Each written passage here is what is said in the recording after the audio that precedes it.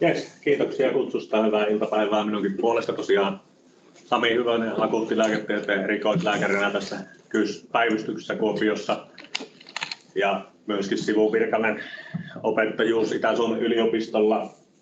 Tosiaan tuli verrattain lyhyellä varoitusajalla Teemu tähän puheenvuoroa pitämään kyseli ja mulla nyt oli suht valmis paketti tästä olemassa tästä nimenomaista aiheesta, mitä kandiopetuksessa olin pitänyt, niin sitä hieman sitten sovelsin tähän sillä tavoin, mitä ajattelin, että nyt erikoistuvan lääkärin näkökulmasta täällä ketkä päivystyksessä työskentelette, niin olisi teille toivottavasti hyötyä.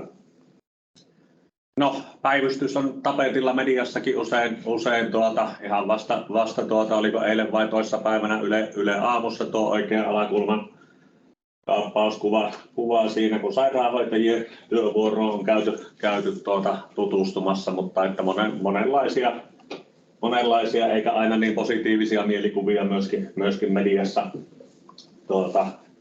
Näin ainakin akuuttilääkärin näkökulmasta harmillisesti nousee pintaan.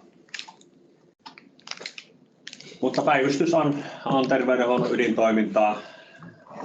Selkeästi valtaosa sairaalan potilaista tulee sairaalaan päivystyksen kautta, jopa 80%. Ja toisaalta niin kuin yli 2/3 erikoissairaanhoidon kustannuksista ainakin nyt riippuen laskentatavasta laskenta-aikana ennen hyvinvointialuetta niin on tullut kiireellisestä hoidosta.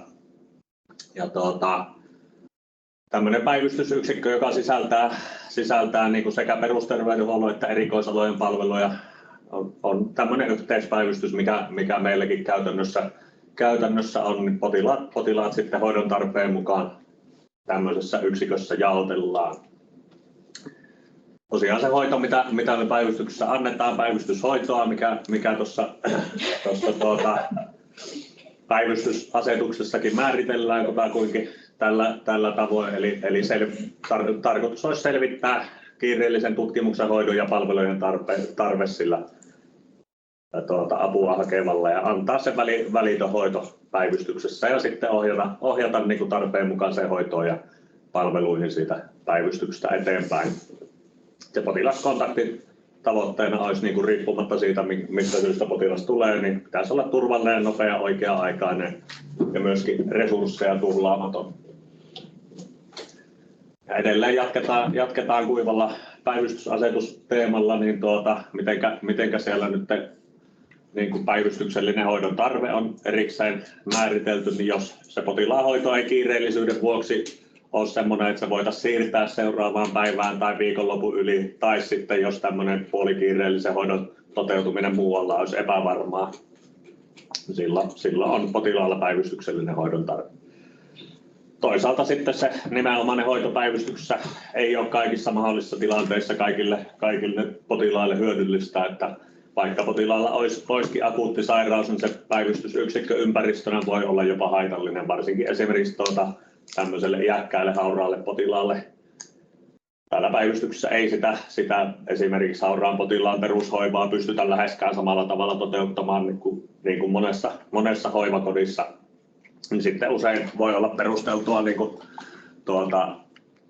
ehkä poiketa semmoisista vaikkapa perinteisesti niin kuin diagnostisista kriteereistä ja sitten niin sanotusti oikoa jossain mutkissa, jos se potilaan edun mukaiseksi katsotaan tai potilaalle hyödylliseksi. Ei aiheuteta sitten deliriumia ja makuuhaavoja ja mitä kaikkea muita haittoja sitten varsinkin näille hauraille potilaille. Päivystyshoito ja se odottelu varsinkin mitä päivystyksessä monesti kohdataan, niin voi aiheuttaa. No näistä kiireellisen hoidon perusteista on tämmöinen sosiaali- ja terveysministeriön ohje. Tässä nyt esimerkkinä rintakivun kriteereitä, minkälaisissa tilanteissa minkä tyyppinen rintakipu on niin kuin aihe suuremmallekin hädälle, että pitäisi ihan hätäkeskuksen kautta asian kanssa edetä, tai sitten ei välttämättä tarvitse ensihoitoa, ambulanssikyytiä, mutta että pitäisi kuitenkin viiveettömästi hoitaa siellä päivystyksessä tai sitten mikä voidaan hoitaa 24 tunnin sisällä tai mikä sitten kiireettömämmin. Tämmöinen ohjeistus niin kuin ohjaa sitten näitä paikallisia hoidon tarpeen arvioita, Triage-ohjeistuksia, joka meilläkin löytyy meiltä täältä Kyssiltä omansa. Ja sitten näitä niin kuin päivystysapu, puhelinpalvelutyyppisiä hoidon tarpeen arvioita myöskin ohjaa nämä linjaukset. Ja tässä nyt esimerkkinä samaista rintakipuvaivasta myös meidän oma paikallinen Triage-opas ohjeistus, millä perusteella tässä niin kuin rintakipuoireen yhteydessä niin potilaita täällä päivystyksen sisällä luokitellaan tai sitten voidaan todeta, että ei tarvitsisi päivystykseen jäädä. Eli soveltaen noista edellisistä ohjeista vähän paikallisten palvelujen ja sopimusten mukaan. Toiminta on semmoinen, mikä herättää keskustelua monesti että saattaa tulla semmoinen fiilis, että sieltä kaiken maailman kroonista vaivaa pääsee läpi hyvinkin löyhin perustein. Mutta tärkeää olisi meidän muistaa kuitenkin se, että aina siellä on taustalla se ihminen, jolla on joku oikea hätä olemassa, että vaikka se niin kuin selkeästi meille saattaa tulla se ajatus, että niin kuin tässä nyt ei mitään lääketieteellistä indikaatiota ole ja tämä on ihan nyt niin kuin turha käynti, mutta että se taustalla oleva ihminen ja hänen niin kuin henkilökohtainen hätänsä pitää muistaa. Paljon tulee toki päivystykseen sellaisia potilaita tosiaan, joihin meillä ei ole lääketieteellisiä keinoja sitä potilasta auttaa, mutta siellä voi olla niin kuin se perusturvaan tai niin kuin asumiseen eli olosuhteisiin liittyviä ongelmia, joihin meidän pitää pystyä niin kuin potilaan hakeutuessa päivystykseen jollain lailla myöskin potilaalle tai päivystykseen hakeutuvalle apua tarjoamaan. Joskus se on se paras apu potilaalle sitten se niin kuin ohjaus tavallaan sosiaalipäivystäjä hoiviin, että toki ei välttämättä näissä tilanteissa sisätautipäivystäjä ole se ensimmäinen, joka sitten sosiaalisen syyn perusteella päivystykseen joutuu hakeutumaan. No tässä on Albert Edelfeltin maalaus, mikä ilmeisesti, tai poltettu kylä, joka ilmeisesti kuvaa tämän sote-uudistuksen vaikutuksia julkisen terveydenhuollon tulevaisuuteen, mutta ehkä tässä yhteydessä voi mainita vielä tuon, mitä on joskus lausahdettu päivystyksestä, että päivystykseen hakeutuminen ei päivystyshoitoa vaativan vaivan vuoksi olisi kuin työntäisi mersua pyöräkorjaamaan, että jotain voi olla, että saadaan tehtyä, mutta että ei ehkä ole se optimaalisin vaihtoehto. Tämä esiluokitus, mikä siellä meidän päivystyksen tai potilastietojärjestelmässä pomppii täällä meidän tämä kiireellisyysluokitus, mitä maailmalla Suomessa ja maailmalla muuallakin käytetään tämmöistä luokittelua lähinnä peruselintoimintojen osalta arvioidaan suoraan niin kuin saadaan nopea tämmöinen luokittelu tehtyä, että mikä se riski potilaan tilan nopealle huononemiselle tai sille, että potilas tarvitsee peruselintoimintoja tukevia toimenpiteitä, niin sitten ohjaa vähän sitä hoidon aloitusta. Eli tuo yksi käytännössä niin kuin elvytyshuoneen potilas ja esi 2 sitten tulee meillä aina siihen silmän alle tiettyyn paikkaan meillä päivystyksessä ja siinä niin kuin esi 2 luokitellulla niin määritelmällisesti hoitajan pitäisi olla heti vastaanottamassa, jos siellä tämmöinen tässä nyt ei hirveän kattavasti lähdetä tätä purkamaan, mutta korkean riskin tilanne tai tajunnan tason lasku tai kovia kipuja, niin silloin esimerkiksi esi 2 tai toisaalta sitten, jos ei näistä mikään täyty, mutta potilas tarvitsee useita resursseja, jotka on määritelty tässä kuvassa oikealla taulukossa, niin jos on todennäköistä, että tarvitsee useita näitä, niin sitten vielä näiden mittausten perusteella, jos siellä on sykkeessä, hengitystaajuudessa, saturaatiossa häiriöitä, niin sekin tämän kaavion perusteella ohjaa sitä potilasta tuonne esi 2 kiireellisyyden suuntaan. Keskeyttäkää muuten ja kommentoikaa, jos tulee missään vaiheessa mitään lisättävää.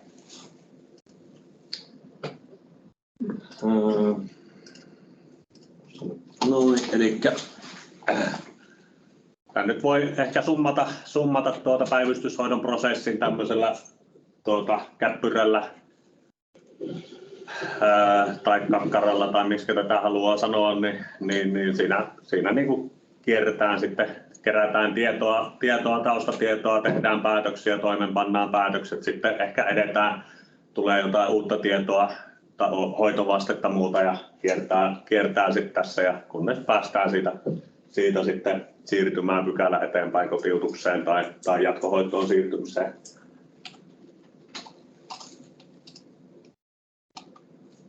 Ja toisaalta sitten ehkä varsinkin, jos niitä peruselintoimintahäiriöitä on niin tämän voi ehkä avata vielä nimenomaan tämä vasemmanpuoleinen kakkarahan nyt periaatteessa mihin tahansa lääketieteelliseen niin kuin diagnostiikkaan ja päätöksentekoon sopii, niin ehkä vähän avattuna sitten tämmöiseen peruselintoimintahäiriöiseen potilaaseen tämän oikealla puolella, että siellä niin kuin ei välttämättä voida tehdä kattavaa tiedonkeruuta, vaan voi olla perusteltua aloittaa tämmöisellä niin kuin yksinkertaistetulla työkalulla se ABCDE tai ABCDE, miten sen on nyt tämmöisen systemaattisen elintoiminta-arvio oppinut tekemään ja sitten toki niin kuin välitön alkuhoito sen mukaan, mitä siinä nopeassa protokollassa tulee, onko siellä hengitystien uhkaa, menettämisen uhkaa tai huomattavaa hengitysvaikeutta tai ilmeisiä merkkejä verenkiertovajauksista, joihin puututaan saman tien aloitetaan, tehdään alkuhoidot siihen.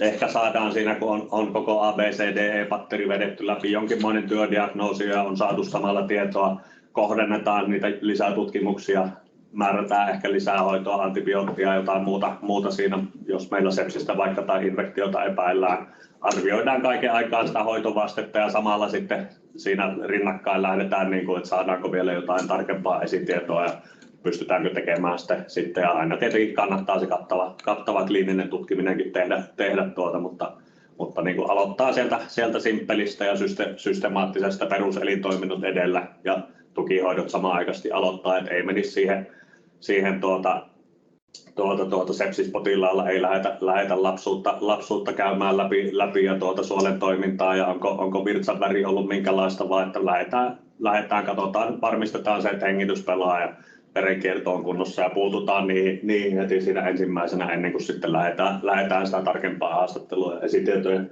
kaivuuta ja monimutkaisempia kuvantamistutkimuksia ja ties mitä osaatte hienoja sisätautisia tutkimuksia, jotka ei niin akuuttilääkärispektriin kuulu, niin alkuvaiheessa yleensä kannattaa pitäytyä semmoisessa suht simppelissä, mitä sairaampi potilas on kyseessä, niin sitä systemaattisempi yksinkertaistetumpi malli. No tässä nyt on tämmöinen malli kuvattu. Nyt esimerkki potilaana on tämmöinen 40-vuotias mies, jolla ei olisi todettuja pitkäaikaissairauksia ja pari päivää ollut korkea kuume, voimaton olo, kuivaa yskää. Ja hän soittaa ensin tuonne päivystysapupuhelimeen, kysyy vähän neuvoa, että no mitä tarvitsisi tehdä, kun on vähän nyt voimaton olo eikä ihan taida tämän perusflunssa olla. Saa sieltä ohjeet hakeutua näytille päivystykseen ja siellä odottelee hetken ennen kuin pääsee triageen. Triagessa tehdään esiluokitus ja valitaan erikoisala. Tässä nyt mentiin Yle ESH-linjalle ja esi 3 luokka, kun ei mitään hälyttävää mittauksistakaan ollut ja kävelevässä kunnossa oleva potilas. Ja siinähän nyt hoitoryhmään konsbeille vaikkapa tulee odottelee vuodepaikalla. Sitten tulee hoitoryhmän hoitaja häntä tutkimaan, siinä menee hetki, taas odotellaan hetken aikaa, nyt ei ollut pitkäkään jono lääkärille, lääkäri pääsi tutkimaan suht rivakasti. Vähän joudutaan odottelemaan, että lääkäri saa sieltä määräykset välitettyä hoitajalle, otetaan verikokeita ja otetaan nyt tässä maailmantilanteessa vielä respiratorisia viruksia mahdollisesti potilaasta ja odotellaan sitten vähän taas niiden tuloksia. No siellä näyttää, että leukosytoosia on ja ihan kunnon serpiitti ja ei nyt virustesteissä, ei koronat eikä nyt influenssat, jos influenssakaudella oltaisiin, niin ei nekään nyt hälytä positiivista. Eli sitten halutaan varmaan kuvantamista aika moni näillä taustatiedoilla ja serpeillä No sitten käy potilas siellä kuvilla, odotellaan taas hetki, lääkäri siinä jotain muuta touhus välissä ja katsoo, että onpas siellä laaja-alainen keuhkokuume röntgenkuvassa, että kyllä tämä varmaan osastolle pitää ottaa ja eikö tälle suonen sisäinen antibiootti nyt ehkä voisi olla ihan paikallaan. Odotellaan sitten vielä osastomääräykset ja että selviisikö löytyisikö nyt. Ei tarvinnut ihan seuraavaan aamuun asti osastopaikkaa odottaa mutta lopulta potilas osastolle pääsee. Niin päivystyksen osalta homma klaar. Mitä olette mieltä, olisiko tässä nyt kuvatunlaisessa esimerkkitapauksessa jotain, millä oltaisiin tätä odottelua voitu kenties vähentää, tehostaa tätä hoitoa? Aika paljon punaista palkkia tuolla kuitenkin, ainakin minun mielestä.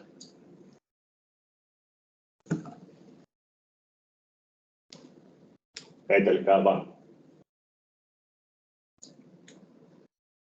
Annettujen esitietojen puutteessa, riippuen vähän tilanteesta, niin olisi voinut miettiä keuhkokuvantamista varhaisemmassa vaiheessa muiden tutkimusten kanssa. Ja yleensä osastopaikan valinta riippuu voinnista, niin periaatteessa ihan tuossa alkuvaiheessa arviossa niin voisi alustavasti lähteä sitä osastopaikkaa hakemaan, jos siltä vaikuttaa, että potilas on todennäköisesti jäämässä sairaalaan. Ja samalla myös vähän luonnostella osastomääräyksiäkin ja sitten täsmentää sitä suunnitelmaa niiden tulosten mukaan.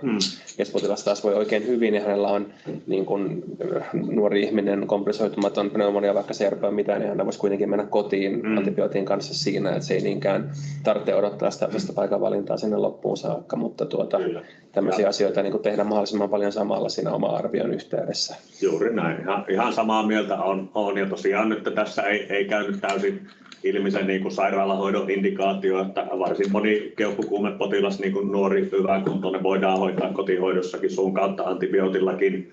Oli se serppi melkein mitä tahansa, mutta toki jos siellä nyt on minkäänlaista niin kuin, sekavuutta tai takypneaa tai hemodynamiikassa häiriötä, lisähapen tarvetta, niin toki siinä sitten niillä kriteereillä herkemmin nuorempikin ihminen osastolle kannattaa ottaa, mutta ihan niin kuin Teemu mainitsi, niin ehkä et sanonut, ja meillä nyt täällä aika automaattisesti toteutuu tämä, että hoitajat ottaa näitä labroja, yleensä jotain ennalta sovittuja paketteja, tai siinä tulovaiheessa jo konsultoi sitten lääkäriä, että olisiko ok nämä ja nämä labrat vai mitä päivystävä lääkäri sitten tästä potilasta näillä tiedoilla haluaisi siinä tulovaiheessa ottaa, että ei tarvitsisi tavallaan monta kertaa odotella erikseen. Ja tosiaan tämäkin on hyvä niin kuin se kuvantamispäätös, niin siinä ei kannata varsinkaan natiivitoraks-kuvassa pitää kauhean korkeata kynnystä sairaalapäivystyksessä, että se suht herkällä liipasemalla aikuispotilaalta nimenomaan, niin kyllä natiivitoraksi voi ottaa. Ja se, että selvittää sitä osastopaikkaa ja etupainotteisesti, jos siinä voinnin ja löydösten perusteella semmoinen olo tulee, että tämä voisi osastolle tarvita, ja se, että ennakoi ja pitää sitä tiimiä tilannetietoisena nämä kenties luonnostelee jo vähän ainakin mielessä, että mitä ne osastomääräykset voisi sitten potilaalle olla, niin ei menisi siihen puljaamiseen sitten joka välissä ei turautuisi, on miettinyt siinä jotain muuta asiaa välissä ja joutuu palaamaan taas tähän potilaaseen, että millä tavoin sitä lähtisi sitten, tai että mikäs tämä potilas oli nyt, kun on tässä 5 eri keuhkokuumepotilasta hoitanut yhtä aikaa, että mikäs tämä niistä nyt oli, että jos sen jotenkin pystyy tavallaan virtaviivaistamaan sitä myös niin kuin omaa työskentelyä siinä, että jotain luonnosta kenties itselleen laittaa valmiiksi.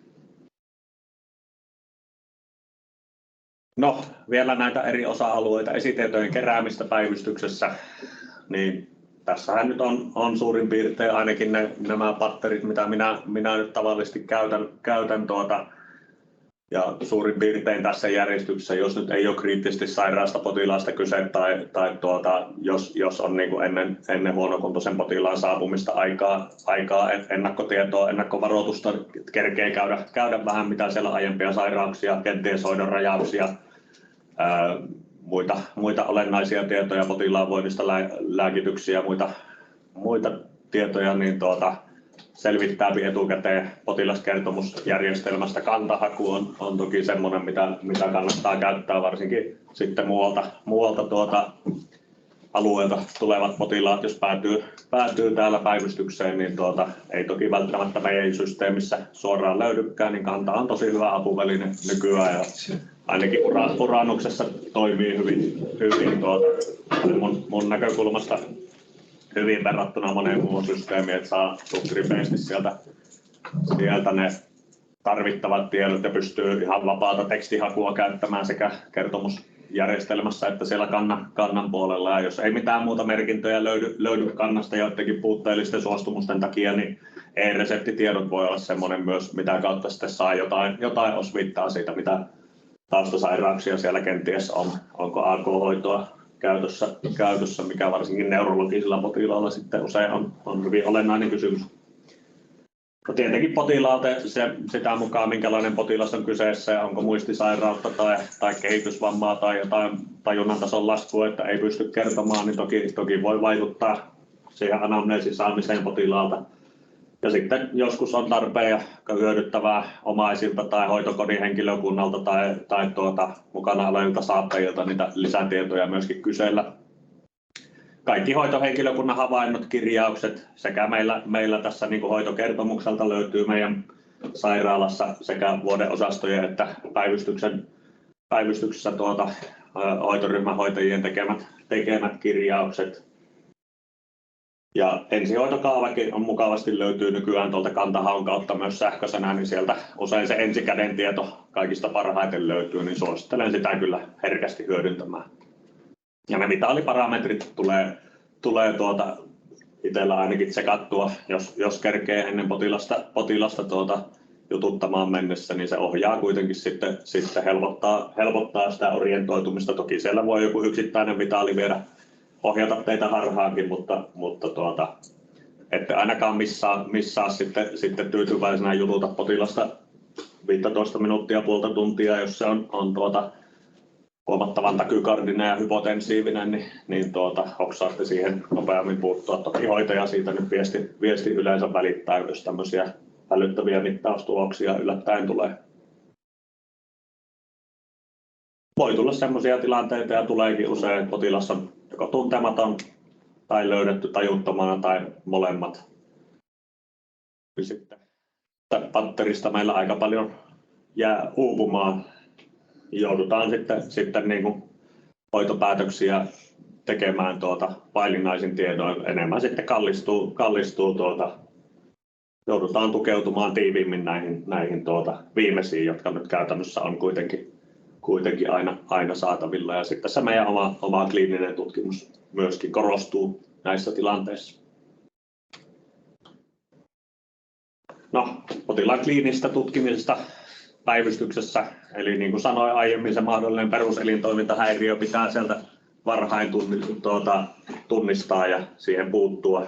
Tämä ABCDE tai pikku c ABCDE lähestymistapaan protokolla on semmoinen, mitä kyllä suosittelen kaikkia hyödyntämään, mitä sairaampi potilas, niin sitä hyödyllisempi tämä työkalu on. Että ainahan sieltä nousee niin kuin selvästi huonokuntoisen potilaan kohdalla nousee aina joku, että apua tämä hengittää tosi huonosti tai apua nämä verenpaineet on tosi huonot, mutta että sitten saattaa se meidän niin kuin systemaattisuus siitä arviosta jäädä pois, että jääkin se verensokeri vaikka tsekkaamatta, mikä D-kohtaa aivan olennaisena kuuluu, niin sitten missataan se ketoasidoosi, että potilas näyttää hengitysvaikeudelta, mutta että onkin vaikeasti hyperglykeeminen ja ketoasidoosissa, ellei sitä sokeria sieltä muista mitata. Toki normoglykeeminen ketoasidoosi on ihan mahdollinen, että siinä sitten arteria astrup semmoisessa tilanteessa toki on hyödyllinen. Usein joku tutkimusrutiini sitten myös tuo ABCDE-patterin jälkeen, miten sitten päästä varpaisiin tai rivala aisera mammapotilaalle varsinkin semmoinen tutkimusjärjestys, niin miten nyt potilasta on tutkinut, niin se todennäköisesti teitä nopeuttaa ja auttaa muistamaan sitä, että ai niin, kuuntelenpa vielä tuosta kohtaa tai niin se vatsan palpaatio tai sillä, että se tekee suht kuitenkin samaan tapaan, moni varmasti tekeekin ja on se oma rutiini, mitä enemmän työtä on tehnyt, niin on muodostunut, mutta sitten kannattaa siinä aina kuitenkin kliinisessä tutkimuksessa muistaa, että aina vähän reflektoida itseään, että onko se tutkimus semmoista aktiivista älyllistä työskentelyä, mitä se niin kuin pääsääntöisesti pitäisi olla, vai ihan vaan mekaanista suorittamista, että tehdään nyt nämä sormiperimetriat ja SN-kokeet ja sitten vähän niin kuin ohitetaan, vaikka siellä joku poikkeavuus olisikin, niin tehdään niin kuin tekemisen ilosta, niin aina pitäisi kuitenkin olla skarppina ja hereillä siinä kun niitä tutkimustemppuja potilaan äärellä tehdään. Mitä epämääräisempi oireisto on, niin lähtökohtaisesti sitä kattavammin pitäisi kliininen tutkimus tehdä. Ja toisaalta sitten, jos oireet on hyvin epämääräisiä, ne usein on vähemmän akuutteja ja silloin se kuuluu sitten joko polille tai perusterveydenhuollon vastaanotolle tai jonnekin muualle kuin päivystykseen. Tämmöinen kattava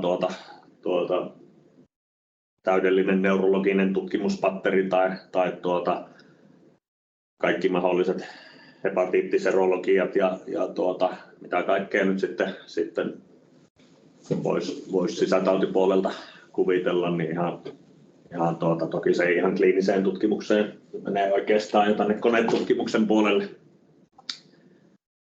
Mutta akuutisti sairaalle potilaalle se EKG ei nyt varmaan teitä sisätautikollegoilta tarvitse ehkä tästä niin muistuttaa, mutta että hyvä meidän kaikkien se on muistaa, että kuuluu kyllä siihen ABCDE-patteriin myöskin osana verenkierron arviota se EKG:n tarkastaminen. Verikokeita otetaan yleensä sen tulo-oireen mukaan tosiaan, niin kuin oli puhe jonkinmoinen paketti, minkä hoitajakin usein valitsee, ja sitten harkinnan mukaan siihen usein saadaan lisäpyyntönä niistä jo otetuista putkista otettua lisätutkimuksia, tai sitten tarvittaessa toki pistetään uudemman kerran ja otetaan ne tutkimukset, mitä tarvitaan. Toisaalta sitten alkuhoidon kannalta ne tutkimukset, mitä ei tarvita, niin tulisi ainakin akuuttilääkärin mielestä ottaa jossain muualla kuin siinä päivystyspolilla. Ei ihan jokaista niin kuin perus, että päästään siihen eksaktiin diagnoosiin, että mikä nefriitti tai mikä hepatiitti on kyseessä, niin se usein alkuhoito kuitenkin on varsin samanlainen ja voidaan aloittaa, vaikkei se ihan eksakti diagnoosi olekaan tiedossa. Eli tai ei ainakaan nyt jäädä yleensä odottamaan ihan jokaisen mahdollisen verikokeen vastausta päivystyksessä, että voidaan sitten usein se hoitopäätös kuitenkin tehdä, että kuuluuko potilaan jäädä nyt sairaalahoitoon osastolle vai että voiko se lähteä kotiin odottelemaan niitä tutkimusvastauksia, joista sitten ilmoitetaan jatkoista potilaalle myöhemmin. Thoraxin röntgen kuvaa aikuisilta, niin kuin sanoin aiemmin jo tuon potilasesimerkin kohdalla, niin herkästi pitäisi ottaa myöskin peruselintoimintahäiriöissä, jos siellä verenkierto-ongelmaa on.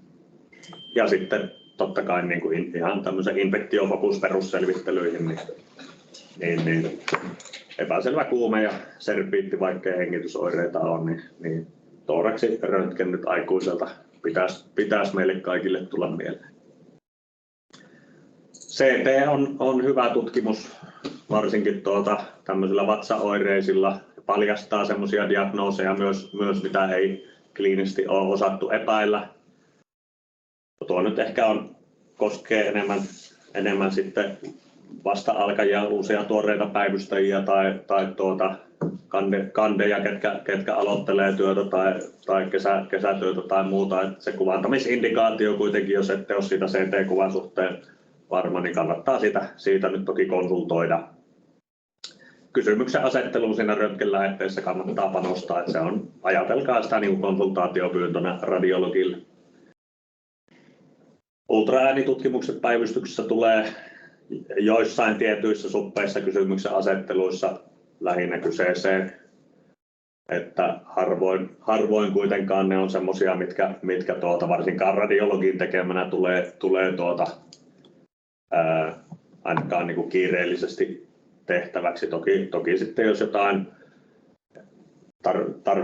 tarvitaan radiologia laittamaan haskiittesdreeniä, paljonhan täällä nyt tämä akuuttilääkärit erilaisia dreenejä laitetaan, tehdään myös kliiniko-ultraäänitutkimusta jonkun verran, laskimotupoksia katsotaan ja näin.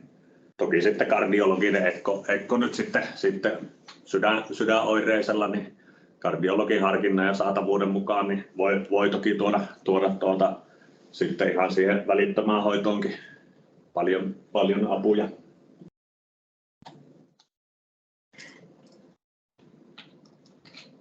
No, tämmöisestä Oxford Handbook of Emergency Medicine -taskukirjasta on nuorelle päivystäjälle 5 tämmöistä kysymystä, mitä niin kuin päivystyshoitoa antaessa päivystyspotilasta tutkiessa ja hoitaessa pitäisi miettiä, että tiedänkö mikä sitä potilasta todennäköisesti vaivaa, mitä selvittelyä tarvitsen diagnoosiin pääsemiseksi tai diagnoosin poissulkemiseksi, tiedänkö mitä hoitoa potilas tarvitsee, onko minulla riittävä osaaminen, tarvitseeko potilas sairaalahoitoa tai muun seurantapaikan ja tarvitseeko minun konsultoida potilasta heti erityisosaajaa.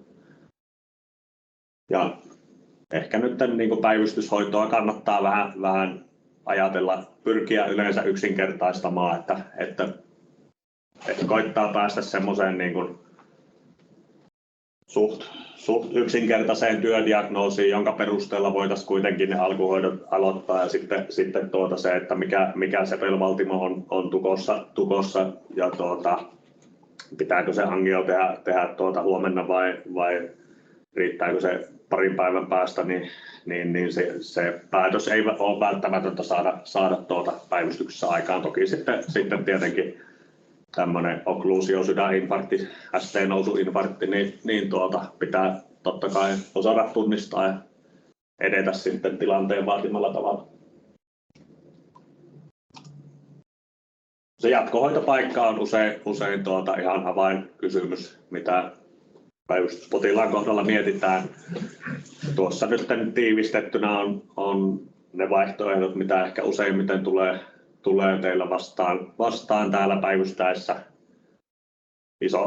Valtaosa potilaista tai iso osa potilaista voi lähteä päivystyksestäkin kotiin. Sitten meillä tämä kotisairaala on semmoinen vaihtoehto, mikä kannattaa pitää mielessä, että varsinkin semmoinen potilas, joka tarvitsee nyt syystä X IV-antibioottihoitoa, mutta ei semmoista perushoivaa ja vaikkapa lisähappea ja mittausta ja päivittäistä tai useamman kerran vuorokaudessa tapahtuvaa voinnin seurantaa, niin jota osastolla voisi antaa, että jos se ilman semmoisia pärjää sen IV-antibioottihoidon turvin, niin sitten se kotisairaala on semmoinen vaihtoehto, mitä kannattaa kyllä sitten usein tarjota. Tuossa kuvassa meillä nyt on päivystyksessä kotiutushoitajia, niin siinä Kons A:lla keskikopissa on meillä kotiutushoitaja aamusta iltaan yleensä paikalla ja selvittelee näitä kotisairaalahoitoja erityisesti ja myöskin sitten jo kotisairaanhoidon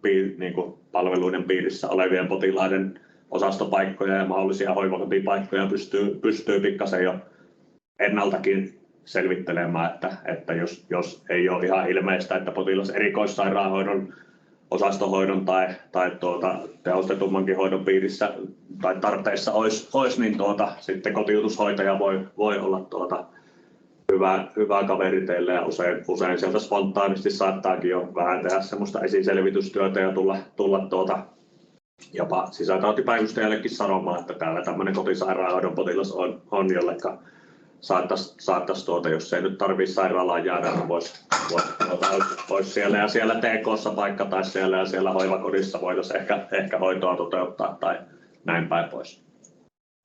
No se, että sitten jos potilas tarvitsee niin kuin sairaalahoitoa, että onko se A sairaalan vai B terveyskeskuksen tai sitten nykyään perusterveydenhuollon, millä nimellä nyt sanotaan näitä sote-keskuksia, sairaalan ulkopuolisia vuodeosastoja, vai tarvitaanko sitten jopa valvontaosastoa, vierivalvontapaikkaa, päivystyksen seurantayksikköä, tehovalvontaosastoa vai jopa sitten teho-osastoa. Että näiden puntarointi on sitten näiden vaihtoehtojen puntarointi hyvinkin olennainen osa ja kannattaa tosiaan etupainotteisesti jo siinä aika varhain hoidossa miettiä, että jos teille tulee sellainen ajatus, että tämä potilas nyt tarvitsee varmuudella jo sairaalaan jäädä, niin se kannattaa siihen hoitoryhmähoitajalle ilmoittaa, että tämä tulee tarvitsemaan osastohoitopaikan, että sitä voisi etupainotteisesti lähteä selvittämään.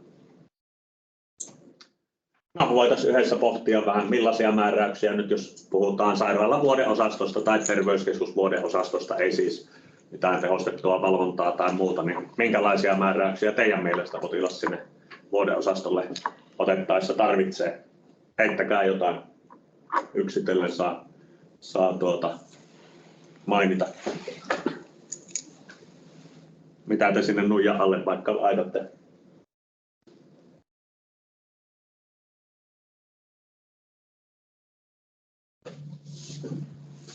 Lääkemääräykset ja jos pitää olla ravinnetta, niin siihen liittyen, vai saako syödä vapaasti esimerkiksi. Ja lääkkeisiin liittyvät asiat, ravitsemukseen liittyvät asiat, mahdollisesti ravinnotta olo, jos suunnitellaan vaikkapa angiografiaa tai leikkaushoitoa tai muuta seuraavalle päivälle.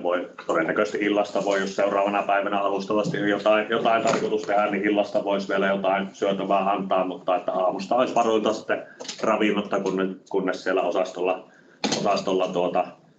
erikoisalan päivystäjä, kuka siellä nyt jatkohoidosta sitten vastaakaan, niin toisin ohjeistaa. Mitäs muuta? Mä olen suosittellut niin ajattelemaan sitä, että yhdeltä puolelta hoitajat pärjäävät sen potilaan kanssa aamun asti siellä osastolla ja toiselta puolelta, että jos aamulla itse menee hoitamaan sitä potilasta, että sitten saumattomasti jatketaan sen potilaan hoitoa.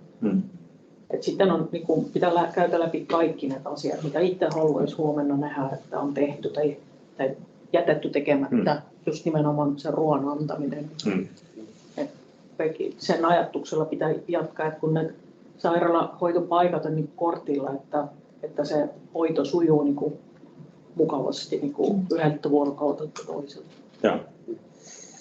Mitä muita asioita näette edellä? Luvat ja seurattavat suureet ja työdiagnoosi, miten lyhyesti siihen on päädytty, lääkeohjeet, nestemäärät, balanssitavoite, sitten tilanne, milloin otetaan hoitava lääkärin yhteys.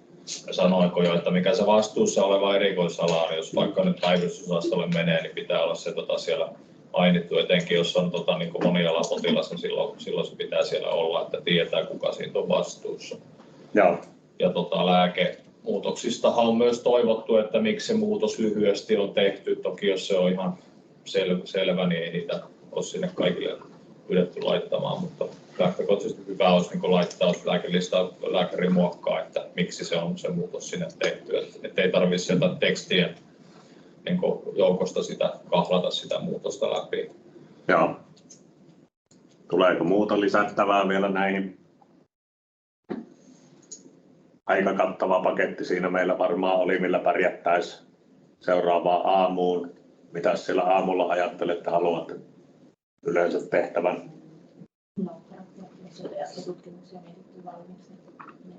Kyllä, ne labrakontrollit aika usein seuraavalle aamulle jotain on syytä ehdottaa. Ja tosiaan, jos muita tutkimuksia on mietitty niin ehkä valmiiksi pyyntöjä RIS-järjestelmään tai jotain muuta sitten tarkennetta niiden osalta. Tuleeko vielä muita? Tarvittavia lääkkeitä, jos ennakoidaan. Joo, jotain oireen mukaisia lääkkeitä, mitä voisi antaa tarvittaessa, kyllä. Omaisten kanssa, jos on juteltu ja tehty joku plääni, että soitetaanko omaisille, jos vointi romahtaa, kuolee yöllä, niin jos tämmöinen on niin selvä suunnitelma, niin sekin olisi hyvä siellä olla määräyksissä eikä vaan tekstissä. Tietysti jos puhelinnumero vaikka perustiedoissa ei ole tai sitä ei saa tallennettua, niin samaa määräykseen myös sitten mainita siitä tyttären kaiman veljen puhelinnumerosta. Kyllä. No suurin piirtein nämä asiat, mitä tässä nyt mulla on, mitä suurin piirtein tiivisti, mitä tulee itse laitettua keskimäärin. Että jos nämä asiat niin kuin ylipäätään se nyt millekä osastolle ja mikä se työdiagnoosi on, niin olen tavannut laittaa. Ja tosiaan sitten jos on semmoinen monialainen osasto, missä useamman eri alojen konsultit, osaston lääkärit käy potilasta kiertämässä, niin toki se erikoisala meillä koskettaa nimenomaan varsinkin päivystysosastoa. Seurantatarpeet, että mitataanko siellä nyysmittauksia, otetaanko verenpainetta, saturaatioa, sykettä ja sitten toki usein diabeetikoilla verensokerin osalta hyvä ohjeistaa jotain, joillain potilasryhmillä virtsamäärien seuranta tai suolen toimimisen seuranta tai paino. Sydämen vajaatoimintapotilailla usein hyvä myöskin seuranta suuren mittaustavoitteista, sitten ainakin saturaatiotavoite nyt hengitystieoireisille ehdottomasti ja usein muillekin. Ja sitten ohjeet vähän sen happeutuksen suhteen, että varsinkin jos nyt on tarpeen rajata, että ei mitään korkeaa virtaushappea uskalla keuhkoahtaaman taudin takia laittaa, niin sekin kannattaa siinä yhteydessä mainita. Mahdollinen eristystarve tai varotoimet, jos ne osaatte ja olisi tietysti hyvä osata ehdottaa sinne, jos semmoisia tarvitaan. Nesteytysohjeet, niin kuin sanottiin, kokonaisnestemäärän suhteen joku kannanotto. Se nyt on sitten, osaatte toki minua paremmin määrittää potilaan niin kuin vuorokautisen nestetarpeen ja osaatte näitä elektrolyyttiliuoksia. Akuuttilääkärin näkökulmasta nyt plasmalyte on usein semmoinen varsinkin ihan siinä alkuhoidossa ja ehkä sitten jos pidempään nestehoitoa tarvii ja huonosti syövä potilas, niin sitten mielellään ehkä jotain glukoosipitoista perusliuoskoota tai vastaavaa. No just syömiset, saako syödä ja pitääkö olla jossain vaiheessa ravinnotta ja miten tosiaan saapi olla liikkeellä. Ja tosiaan ne lääkkeet, mitä aloitetaan ja mahdolliset tarvittavat lääkkeet, hyvä mainita. Ja labrakokeet sitten joko niin kuin mitä saman vuorokauden aikana, jos haluatte vielä illalla jotain kontrolloitavaksi. Ja sitten aamusta, jos illalle pyydätte kontrollia, niin kannattaa nyt siihen joku ajatus laittaa siitä, että jos vaikka kalium on noussut tai glukoosi ei ole tyydyttävästi laskenut, niin joku raja-arvo siihen laittaa, että milloin päivystäjään sitten pitäisi olla yhteydessä, niin kuin tuolla alimpana sitten on myös mainittu. Ja jos jotain hoidon rajauksia ja muita on tehty, niin ehkä nekin kannattaa siihen mainita vielä määräyksiä. Ja toki meillä sitten systemaattisesti tulee toki laittaa myös kertomusjärjestelmään sinne omaan kohtaansa nuo hoidon rajauspäätökset, elvytyskiellot. Jos te olette käynyt tekemässä lääkekortin, lääkeajokortin, joo, että sitten tiedätte, että näitä tarvittavat lääkkeet on hyvä laittaa kuitenkin lääkeosioon, että ei tule semmoisia vääriä ymmärryksiä näistä asioista. Parempi siinä olen huomannut, että jos on antibiootti laitettu siinä määräysosioon, sitten saattaa olla, että niistä soitetaan, että onko se totta tai että pitääkö antaa tai onko siellä annettu kertaannoksen aseita.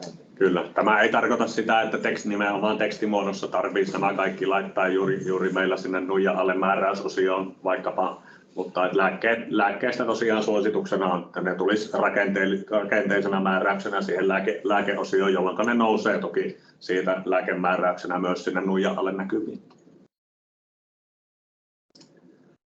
No, lääkehoidoista nyt vielä kun päästiin alkuun, niin jatketaan. Eli tässä onkin tuo lääkeosio niin kuin ensisijaisesti laitettu, mutta vähintäänkin siellä määräysosiossa nyt pitää olla, mutta mieluummin tosiaan se lääkeosio suoraan, jos se nousee sinne määräyspuolelle. Ja se lääkärin vastuulla, hoitavan lääkärin vastuulla viime kädessä on, että se potilaan kotilääkitys on tullut selvitettyä. Sitten pitää erikseen löytyä kirjaus, jos sitä ei potilaskohtaisesta syystä vaikkapa tai nyt sitten päivystyksen erityisen ruuhkatilanteen vuoksi niin pystytä päivystyksessä sitä lääkitystä kattavasti ja riittävän luotettavasti selittämään. Ja lääkärin vastuulla tietenkin miettiä nyt sisätautilääkärit tämä yleensä muistaa, mutta kirurgeilla varsinkin herkästi ongelmaa on siinä kannanotoissa lääkitykseen. Pitäisi miettiä mitä lääkkeitä siellä on tarpeen tauottaa ja mitä lopettaa.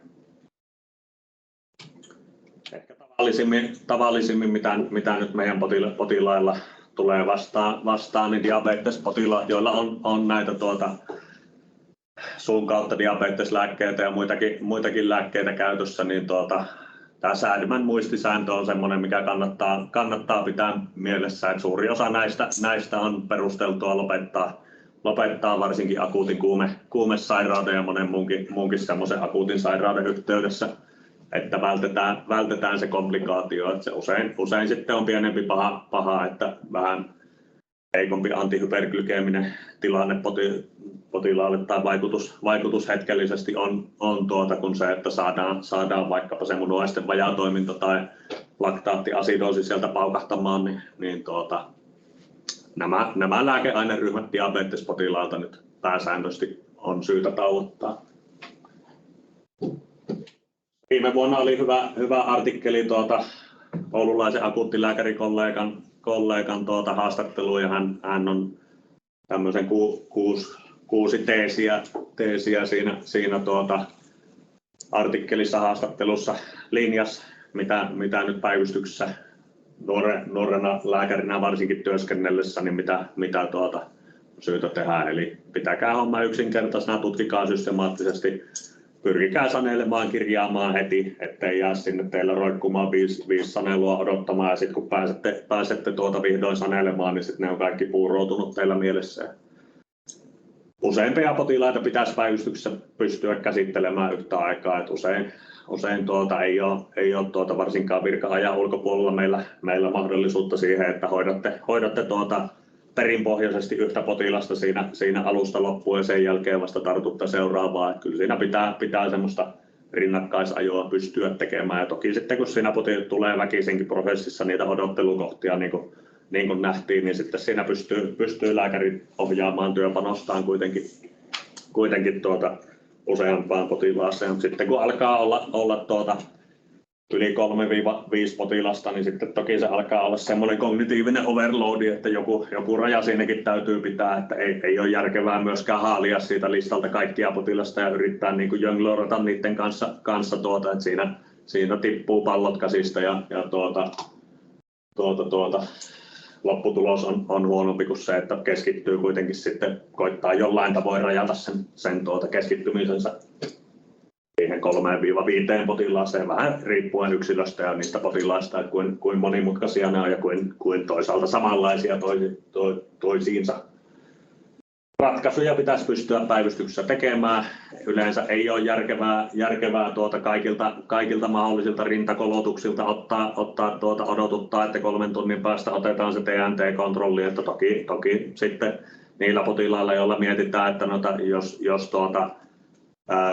kontrolloituna TNT on edelleen matala niin työdiagnoosi on sitten jotain muuta kuin sydänperäinen rintakipu ja voidaan potilas kotiuttaa, niin joillain potilailla se on toki hyvä, mutta jos joka tapauksessa ollaan päätymässä siihen osastohoitoon, niin älkää sen takia nyt odotuttako potilasta päikkäpolilla, että haluatte välttämättä itse katsoa, että mitä se 1-3 tunnin päästä se troponiini on sitten, vaan voi sen hoitopäätöksen tehdä usein jo ennen sitä muiden osaamista päivystyksessä myöskin, että toki niin kuin muissakin yksiköissä pitää kunnioittaa, että meillä on tosi taitavia hoitajia ja muiden ammattiryhmien edustajia, niin yhtään ei pidä niin kuin pyrkiä itseään nostamaan jalustalle tai näin, että tätä tehdään kuitenkin tätä hommaa tiiminä ja yhteistyönä. Lähteitä tosiaan valtakunnalliset yhtenäiset kiireellisen hoidon perusteet, mitä kannattaa nyt vähän vilkuilla.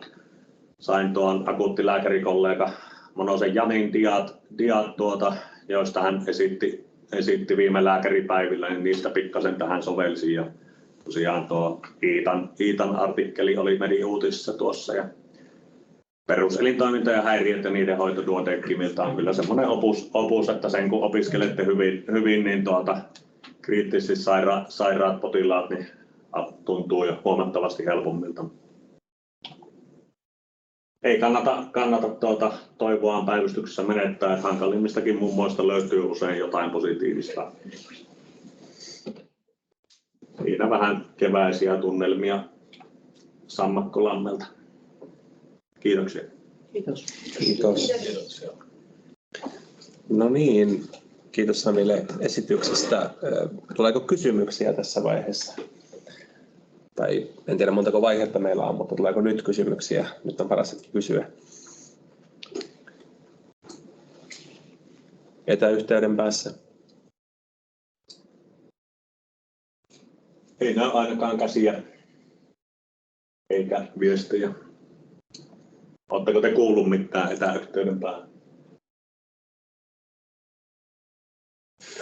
Hiljaa ollaan edelleen. Sanna sieltä huikki alkupuolella. Hyvin kuulu, kiitos. Eikä mukahtanut. Iiris pysyy ainakin hereillä, muista ei olla ihan varma. Hyvä. Mutta kiitos. Tärkeä esitys. Ja tässä tämä päivystystyön tämmöinen niin kuin logistiikka ja työn sommittelu on todella tärkeää sen semmoisen, mitä kollega joskus luonnehti kognitiiviseksi ergonomiaksi sen suhteen, että siinä voi mennä pakka sekaisin hyvin helposti. Ja se, että pystyy sitä hyvinkin nopeasti kiirehtivää ja ikään kuin kärjistyvää päivystystilannetta pitämään hallinnassa.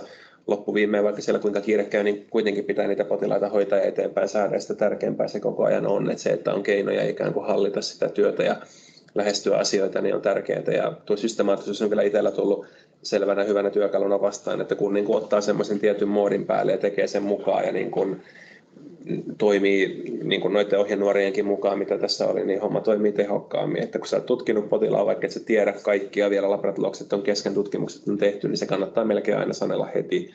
Ainakin mä oon alkanut tekemään niin ja täydentää jälkeenpäin sitten niitä tuloksia sinne, jos on tarvis. Niin sitten se on niin kuin joku pohja siellä olemassa. Että sitten kun sä potilas on lähdössä osastolle, niin sulla on jotain tehtynä jo siinä, niin sä voit vaan täydentää sen ja sitten se homma on paketissa. Että kokemus tietysti siinä, kun karttuu, niin se on helpompi näitä asioita varmasti tehdä, mutta jos alusta asti ottaa semmoisen systemaattisen toimintamallin, niin siinä oppii sitä koko ajan paremmaksi myös. Sairaalapäivystys valitettavasti on ehkä jäämässä vähän tällaiseksi, koska se nykyään on, että emme tiedä muuttuuko se koskaan kevyemmäksi tai helpommaksi tai parantuuko resurssointi, mutta jos ei, niin sitten pitää omia valmiuksia kohentaa siinä vielä entisestään. Toisaalta ei pitää pelätä myös sitä, että osastolle menee ehkä niin kuin puolivalmis potilas, että se niin kuin, ei ole järkevä niin kuin tutkia kaikkea päivystyksessä, ja osastolta odotellaan sitten semmoista niin kuin ymmärrystä siihen, että emme voi tehdä kaikkea valmiiksi niin kuin päivystyksessä, eikä se ole järkevä eikä rahallisestikaan optimaalinen. Kyllä, usein se, että saadaan se riittävän varma työdiagnoosi ja pystytään se hoito aloittamaan, niin sitten se hieno säätö voi hyvin sisätautiosastolla ainakin tapahtua. Pitää luottaa siihen seuraavaan hoitavaan kollegaan, että asiat sitten järjestyy myös siellä. Mutta kiitos. Kiitos.